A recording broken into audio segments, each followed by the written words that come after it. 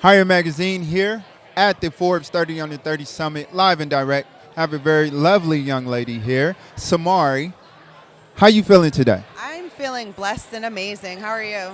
I'm doing good. Thank you for asking. She the first person that asked me how I'm doing. Somebody cares. Yes, how you like Cleveland so far? I like it a lot. I'm hoping to see more. I'm only here for a few days, but I'm hoping to see a lot more of what Cleveland has to offer. Now, she didn't mention where she's from.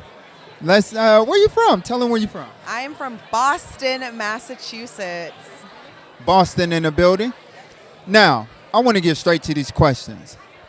Looking at Forbes, you see what Forbes has to offer today, but it's missing something.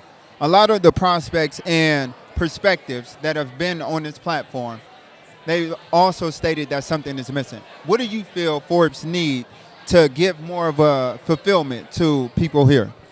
Well, I think that one thing that I feel like is missing, we had a lot of amazing, incredible speakers get on the platform, but one thing that I realized that a lot of the speakers did not say is how they got to where they are today. A lot of them, talked about the journey and they answered a lot of in-depth questions, but I don't think a lot of them really talked about the journey and how they built a multi-million-dollar company. And I think for aspiring entrepreneurs, hearing how they went from zero to multiple millions would be a great starting path to try to emulate that as well. So we want to know from ground up, how did you get there? Whether it was funding, whether it was, bootstrapping, how did you get to having a multi-million-dollar company? And a lot of people didn't answer that or didn't talk about that. So I think that is one thing that is missing. And you spoke on a little bit of the journey of those individuals. Now, looking at what a journey is and what life takes you through, speaking of you in business, being a black woman in business, what do you feel the gap is between black women in the industry of business? We've known that a lot of men and women don't get paid the same. And a lot of men and women, they do the same thing, but they don't get respected the same. So what do you feel the gap is? What do you think that needs to happen for women to be treated equally? Well, I do think that what needs to happen is making more meaningful connections. I do feel like when it comes to different cultures and it comes to different races, a lot of the races stick together. If you look at, Jewish people in the media, they've built multiple multi-million-dollar brands by sticking together, coming together. So I do feel like what's missing from just not being a woman, but also being a black woman is the connections and the ability to help one another. For our own generations, not just your family dynamic, but generations of the black culture. I do think that, once we get together, help each other, and continuously help each other and come together, I think that we can see many more multi-million-dollar black brands, and I think that's what's missing. I think we need to come together, help each other, and we're all smart, we're all intelligent, we all have different abilities, so I feel like if we pull them together, you'll start to see a lot more multi-million-dollar, billion dollars, hopefully, black brands, and I think that's what we need. I couldn't agree with her more. Y'all hearing this?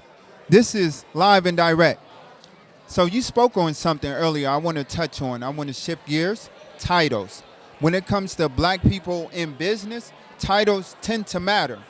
But looking at the specifics of attaching black, like a black business owner, a black esthetician, a black marketing and advertising agent, do you feel that that is empowerment or is that is diminishing the title of itself?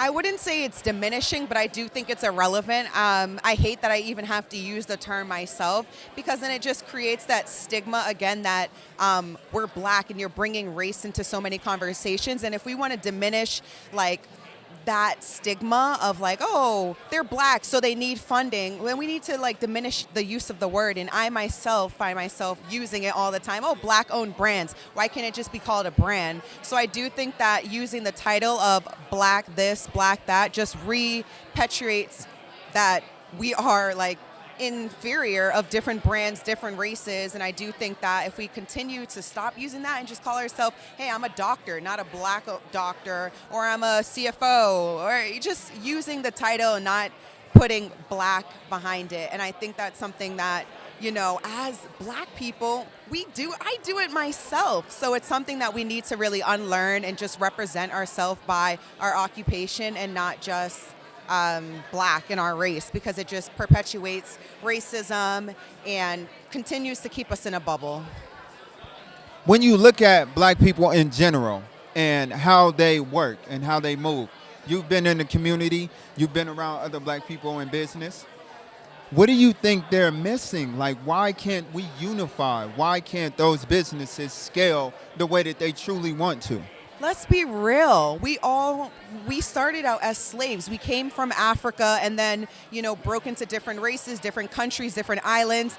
We were systematically behind other people, other races. So I can't say what can we change. We're breaking curses, we're breaking barriers. As look at all these Black people around us today. Like, we are all breaking curses that we've been through. Our ancestors are proud. So I think the only thing that we can do differently is continue to be in rooms that people say that we're not supposed to be, continue to pursue professions and careers that people say that are not supposed to be for us. So continue to break the norms of, where we've been through. And I think that that's how we're going to keep rising as a culture, as a race, and how we're going to keep getting this money, moolah. Yeah, getting to the bag is the theme nowadays.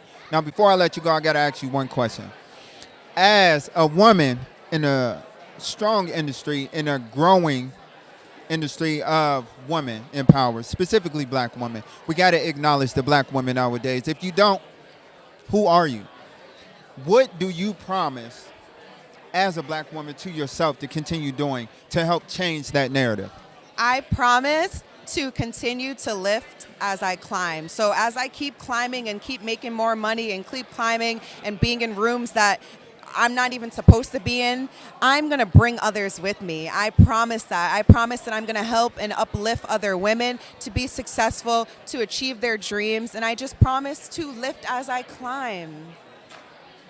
All right. Well, you heard it here live and direct. This is Hyer Magazine at the Forbes 30 Under 30 Summit with some of the best. Y'all stay tuned. We got more interviews throughout the night. Thank y'all.